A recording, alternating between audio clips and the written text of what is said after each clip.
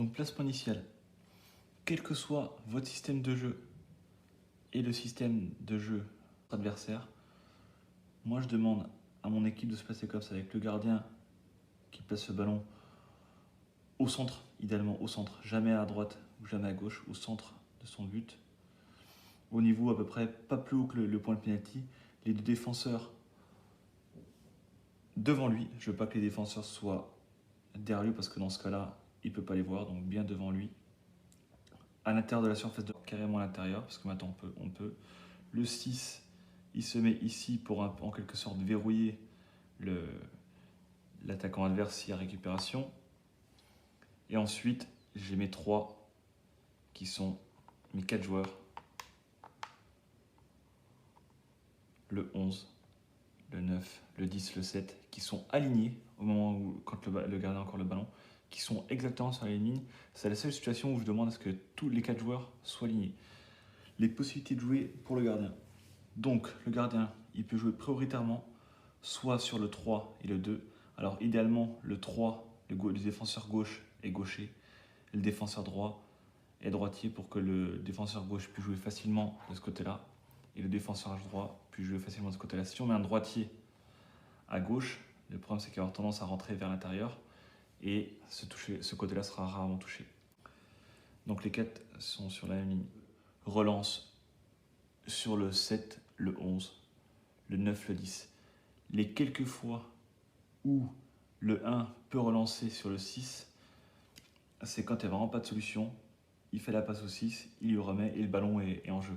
Surtout, le gardien doit communiquer au numéro 6, seul où ça vient. S'il est seul, il peut se retourner. Si le gardien lui dit ça vient, il lui fait la passe. Le 6 lui remet et après le ballon est en jeu et après avec le mouvement, on peut trouver forcément des situations de passe. Par rapport au gardien, donc si le gardien fait la passe au numéro 3, le 3, idéalement, s'il n'y a personne, il va s'orienter vers l'avant, prise de balle vers l'avant, pour pouvoir jouer avec son numéro 11 s'il est pris, ou pour chercher idéalement surtout vers l'avant le 9, le 11 ou le 10. Donc une fois que la balle est ici, là par contre, on ne reste plus exactement comme ça. Il y en a un, le 9, est un petit peu plus haut par exemple, et le 10 décroche. Ou sinon, si le 9 décroche, ce qui peut être possible, le 10 va être un petit peu plus haut. Donc là, on reprend sur les passes à ne pas être sur la même ligne. Idem, si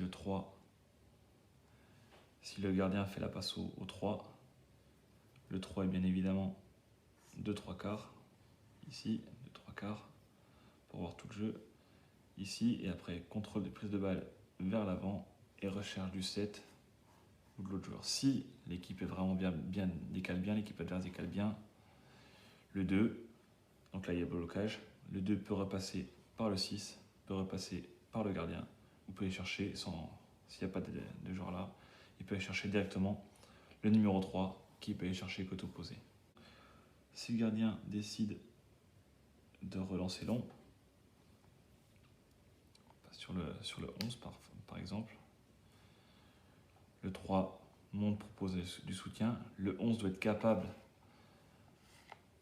de conserver la balle de haut but sans forcément essayer de se retourner, et ensuite le 9 prend la profondeur, prend le décroche et le 10 peut prendre la profondeur.